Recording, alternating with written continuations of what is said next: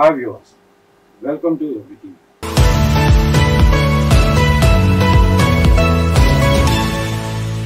కాశ్మీర్ వివాదం అనేది భారతదేశం ఇంకా పాకిస్తాన్ దేశాల మధ్య దశాబ్దాలుగా కొనసాగుతున్న ఒక తీవ్రమైన ఇంకా ఒక క్లిష్టమైన రాజకీయ సమస్య. కాశ్మీర్ వివాదం భారతదేశం పాకిస్తాన్ల మధ్య ఒక పురాతనమైన రాజకీయ సమస్యగా చెప్పచ్చు.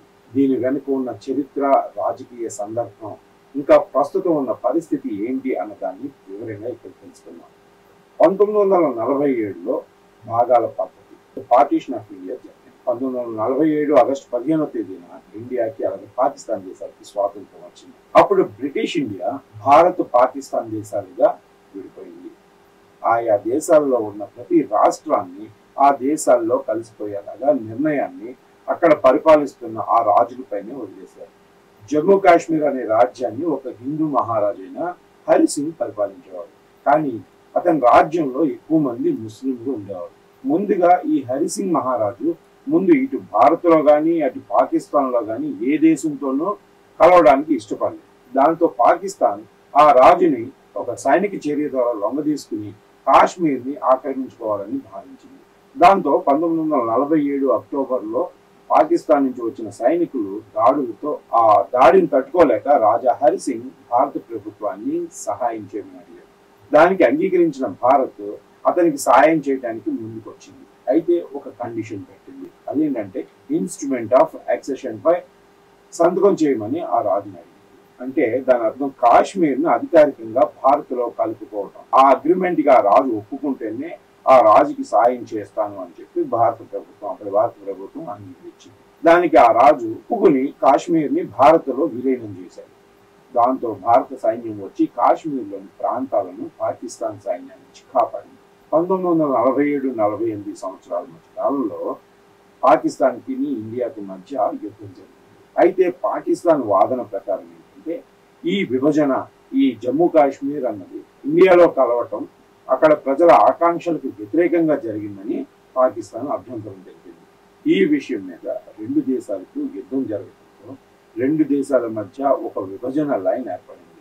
అదే లైన్ ఆఫ్ కంట్రోల్, LOC అని అంటాం. అప్పటి నుంచి భారతదేశం జమ్మూ కాశ్మీర్లో 2/3 భాగాన్ని, పాకిస్తాన్ పాక్ ఆక్రమిత కాశ్మీర్లో 1/3 భాగాన్ని తమ అధీనంలో ఉంచుకున్నారు. పాకిస్తాన్ వైపు నుంచి చూస్తే వాళ్ళు మన కాశ్మీర్ని IOK అంటారు, అంటే ఇండియా ఆక్యుపైడ్ కాశ్మీర్ అని. అలాగే మన వైపు నుంచి చూస్తే అది POK అవుతుంది, అంటే పాక్ ఆక్యుపైడ్ కాశ్మీర్ అని మనం పిలుస్తాం. పాకిస్తాన్ మాత్రం ఇది ప్రజల ఆకాంక్షలకు వ్యతిరేకంగా జరిగిందని అభ్యంతరం తెలుపుతూనే ఉంటుంది. అయితే ఇండియా UN-ని కలిసింది. పాకిస్తాన్ దళాలు వెనక్కి వెళ్లాలని, ఆ తర్వాత ప్రజాభిప్రాయ సేకరణ అంటే వెబ్సైట్ జరపాలని UN-లో తీర్మానించింది. కానీ పాకిస్తాన్ దళాలు వెనక్కి వెళ్ళలేదు. అలాగే వెబ్సైట్ అంటే ప్రజాభిప్రాయ సేకరణ కూడా జరగలేదు. కాశ్మీర్ భారత రాజ్యాంగంలో భాగంగా ఉంది.